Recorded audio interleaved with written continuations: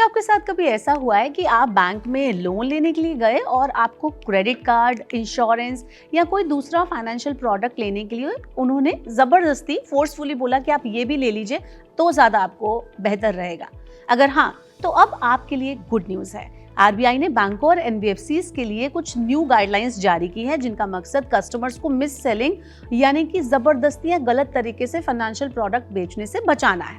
अब कोई बैंक या उसका एजेंट आपको लोन, अकाउंट या किसी दूसरी सर्विस के बदले insurance, mutual fund, credit card या कोई अन्य फाइनेंशियल प्रोडक्ट लेने के लिए मजबूरन फोर्स नहीं कर सकता। आरबीआई ने साफ कर दिया है कि हर फाइनेंशियल प्रोडक्ट के लिए ग्राहक की अलग अलग और स्पष्ट सहमति होना यानी कि कंसेंट होना बहुत जरूरी है। बिना आपकी मंजूरी के कोई भी प्रोडक्ट आपको नहीं बेच सकता। इतना ही नहीं, आरबीआई ने जो डिजिटल प्लेटफॉर्म है उस पर इस्तेमाल होने वाले डार्क पैटर्न्स पर भी रोक लगाने के लिए दिशा निर्देश जारी किए हैं।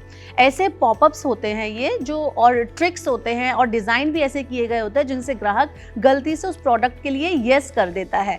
लेकिन अब ऐसा नहीं चलने वाला है। जो न्यू रूल है उनके मुताबिक बैंकों को प्रोडक्ट के चार्जेस, रिस्क, टर्म्स और कंडीशंस को भी पहले से ही साफ तौर पर बताना होगा, और वो भी बहुत ही आसान भाषा में, वो डिफिकल्ट बैंक वाली लैंग्वेज में नहीं। साथ ही जो ग्राहक है उनको मार्केटिंग कॉल्स और प्रमोशनल मैसेजेस से बाहर निकालने का भी आसान ऑप्शन देना होगा। अगर किसी मामले में मिस सेलिंग साबित हो जाती है तो बैंक को ग्राहक का पैसा वापस करना पड़ सकता है। यानी अब बैंकिंग और फाइनेंशियल प्रोडक्ट की जो बिक्री है, जो सेलिंग है, वो ज़्यादा ट्रांसपेरेंट हो जाएगी और कस्टमर प्रोटेक्शन देखने को यहाँ पर मिल सकता है।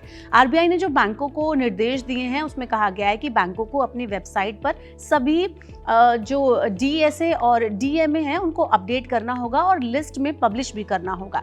किसी भी चेंजेस के बारे में 7 दिन पहले ही ये वेबसाइट पर अपडेट हो जाना चाहिए।